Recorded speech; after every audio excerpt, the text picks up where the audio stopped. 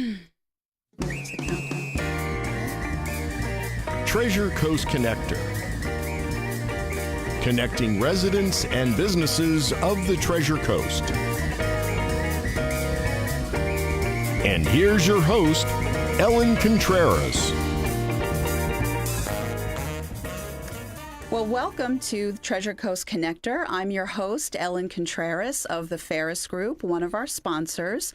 You can get more information by visiting their website at www.ferrisgroup.com. That's PHARUS group.com, or you can call them at 772-223-3344. And the Treasure Coast Connector show is all about putting a spotlight on the business owners in the community. We want to know more about them and what they do and why and what makes their products and services so unique and special. So on today's show, we're going to be talking about business owners, about taking control of their day and spending their time as wisely as possible. Sometimes business owners feel like they are having their business run them instead of them running their business, and that can be quite frustrating. So to focus on this and tackle this challenge head on, joining me today is Sylvia Meade of Meade Virtual Assistants, and she is a business consultant and a solutions provider, and she works on streamlining the business process so the business owner can focus on reaching their goals. So thank you, Sylvia, so much for joining me today. It is a pleasure to have you. Thank you, Ellen. It's a pleasure to be here with you today. Yep, it's wonderful. And Sylvia, I've known you for a while, and I have seen that you have worked for all different companies, like large ones and small ones and everything in between. Mm-hmm. And you have worked as an executive assistant. Yes. You have worked in business development, and you've done real estate closings. So there is so much that you do, and your skill set is so broad, and it's positioned you perfectly to do what you're doing now.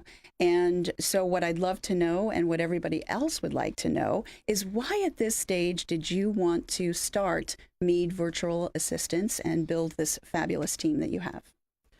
Well, after being in the corporate world for over 30 years and gaining all the skills and knowledge that I have earned along the way, I felt like, number one, being in the corporate world, I was limiting all of my skills and knowledge, and I wanted to give back so much more of myself to the people of my community. I've been in Palm Beach County for over 40 years, and so because of my skills and the resources and the connections that I've made along the way, I just really felt like, why box myself into a formula that someone else has written and create my own world and my own formula? Yeah.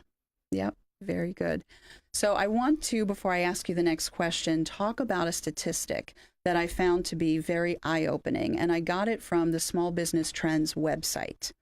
And that is 86% of small business owners are working on the weekends. 53% of those are working on major holidays. And 60% of the small business owners will take an annual vacation.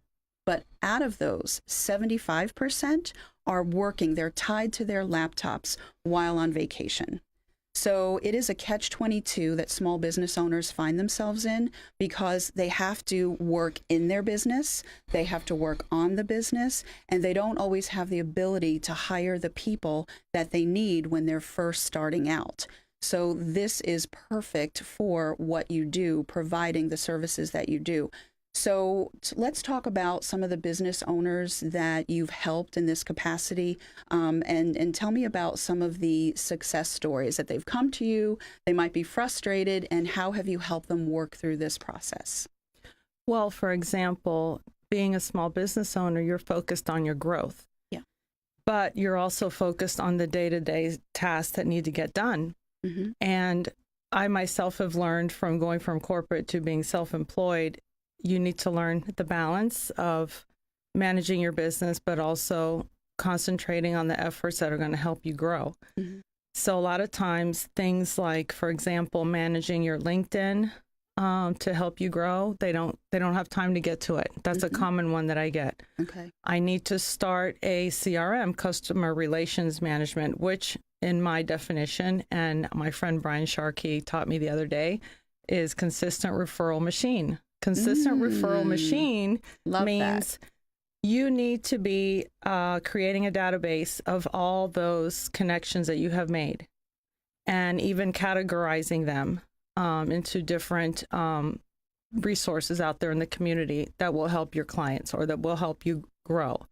And also promoting yourself to that database is so important, because as you know, we're being bombarded by so many different media, and there's so many different resources out there that are coming at us with a deal or a special or some kind of advertisement. And so if you don't stay in front of them consistently, they're going to forget about you.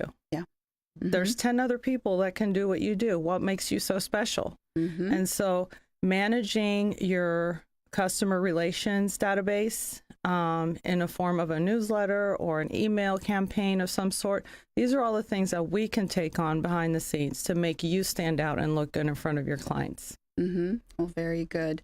So another shocking statistic, and I promise this is the last one that I will quote, but this involves money. So I'm going to get everybody's attention with this one. So CEOs that delegate and delegate well, meaning that they're not just delegating for the sake of it, but they're very strategic in their delegation, they generate 33% more revenue than CEOs that have lesser delegation skills. So there are people out there that are successful, but if they were better at delegating, they would be even more successful. And it's tricky. A lot of people have a hard time with that. But you have not. You are a master delegator. I know this. You have built a wonderful team for yourself. So you also can teach people by your own experience, because when you first told me about Meade virtual assistants, I knew that it was going to be amazing. So I can say right now officially on camera, I told you so. It's wonderful. So let's talk about delegation and how you've been helping people master that when they come to you feeling nervous or afraid or, resistant. Sometimes they're resistant to delegate. How have you helped them overcome that process and trust you? Well, first of all, we take things into small steps. We meet with them personally and strategize. We prioritize some of the needs that the client feels need to get done, but we also help them think outside of the box to make them realize, you know what, I can trust this person and delegate them to do these other tasks that I can't get to. That sometimes they will start out with just a few hours a month, just to kind of test us out and see if we really truly are going to do what we promise. And then they usually will add on more hours with us. And that's the beauty of having a virtual assistant. It doesn't necessarily have to be a long-term contract. It could be just a 1 month, one-time project. Okay. But some clients will start small and then they will build as they earn that trust. We earn that trust with them. And then usually we have ongoing, consistent projects that we're manning for them behind the scenes. And so it takes little by little of earning that trust with them. Yeah. And I think they probably have that aha moment, right? Yes. So they again want to feel so much better. Yeah. So they'll say, okay, I have this one thing. Let's talk about this. Let me have you help me with this. And then all of a sudden it's like, wow, I can't believe how much time that has bought me. Yes. So basically that's what you're doing. You're actually buying people time. And that time they're going to use on the revenue generating tasks, and they're going to be, maybe selling a lot more. So have you had any of that with clients telling you, I can't believe it, I was able to do this or that? Is there any particular client? I don't know, you don't have to give names or anything, but if there's a success story you'd like to share. No, absolutely. I have a client that once they felt comfortable delegating more to us, they started going after those higher level clients that they've always wanted to go after, but they didn't have the time before. They're able to think clearer before going in front of those higher level clients to be more prepared, because now their focus is on growing and getting at a higher level, and they're not worried about, is my QuickBooks okay? Or I forgot to send those thank you cards last month. I forgot to do those LinkedIn connections. They're not, now their mind is clear to focus on the growth. So they're able to sit, they're able to breathe, they're able to strategize, put a plan together, and then focus on those sales activities. And now they enjoy their business. Yes, that's true. They're having fun when you no longer feel like the business is running you. Exactly. You are now running the business. Exactly. Yeah. And especially when it comes to the smaller, like when they're just kind of new and starting out, and they're working all these crazy hours, and maybe their family has forgotten what they look like. So you're giving them even time with their families too. Well, the small business person, they really like that feeling of whenever we send an email, we are sending an email representing them. Okay. Whenever we are calling someone, we are saying we are calling from that person's office. So they like that feeling of like, I have an assistant. Call my assistant, and it's just one person. People now. It's just one person, one business person alone. But now they feel more confident because they have an assistant, Yes. Wonderful. So what we have to do right now is take a break. I know this is a lot of fun, but we do have to take a short break. We'll be back in 2 minutes. So please stay tuned, because Sylvia and I have a lot more to talk about on Treasure Coast Connector. Hey, parent, my teen isn't allowed to drink alcohol, not even at your house. 77% of Indian River County students that drink report drinking at someone's home. Don't let it be your home. Take the pledge at nooneshouse.com. 17 people are dead on the tracks. Where is Governor DeSantis? There are no state regulations for trains going faster than 80, and Virgin trains will go over 100 miles an hour through our towns. No regulations. The Florida Alliance for Safe Trains is asking you to contact local officials and the governor and say, make them safe. Go to our Facebook page, Florida Alliance for Safe Trains, or our website and get more information. Call the governor today. Hi, I'm Derek Ogden from Word of Mouth Computers and Electronics. Since 2009, my team and I have been providing South Florida and the Treasure Coast with the highest level of service in the technology field. Computers, networks, surveillance systems, web services, Wi-Fi systems, anything you need technology related, we're your guys. Small business technology and consulting is my passion. Whether your business has 1 computer or 100 computers, I will come to your office and give you a custom technology evaluation report, and you won't owe me a dime for it. That's right, a free in-office technology consult, but only for a limited time. For your home or business, all you need is one number for all your technology needs. Call me right now before time runs out at 888-966-7228. Remember, there's no obligation. That number again is 888-966-7228. And ask for me, Derek. A member of the iTex trading community. Your iTex dollars are welcome. iTex, or International Trade Exchange, is the largest barter company in the world, with over 25,000 members offering goods and services. We're a marketing company that brings you new business in the way of trade, with over 200 local members enjoying the benefits of iTex, like lawyers, doctors, plumbers, media, printing, and more. Hi, this is Liz Bowler. Contact me and find out why barter through iTex has been smarter for over 30 years. 772-532-1881. Visit itex.com.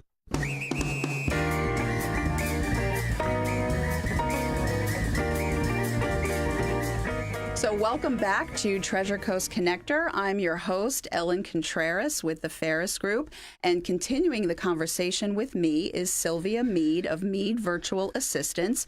She helps people streamline their business processes so that the owners can focus on their business and achieving their goals. So welcome back, Sylvia. Thank you. And so let's talk about networking. You and I, we love to network, and we think that it's so much fun. It is for us, just like going to a party. That's what I like to say about that. I call it gallivanting.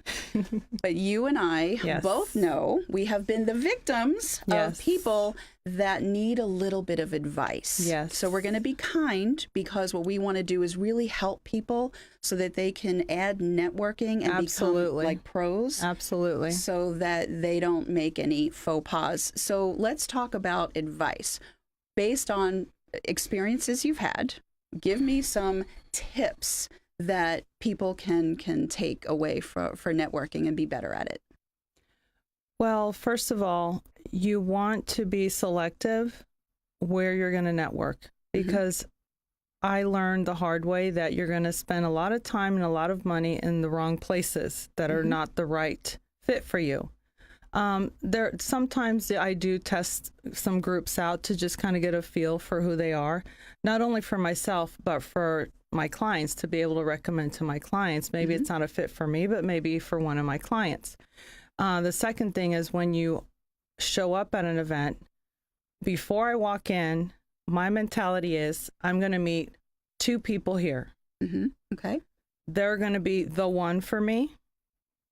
I'm not going to walk around the entire room and hand out my card to everyone. Yeah. I'm going to find the right 2 people for me and get their information and follow up right away. That's the other part. People don't follow up right away, and they lose that wonderful connection that they just made. Yeah. The other thing is, when you follow up and you make that coffee meeting with that person, do not sell them at that first initial phone call. I just want to learn more about you. Make it about them, not about you. Yeah. Isn't that eye-opening, Ellen? Yes. Yeah, it's true. No, what I was just going to say is, I love when I'm meeting people for the first time, I want to know about them. And people actually think that I'm a great conversationalist, and I have barely said anything. I'm just asking a couple of questions.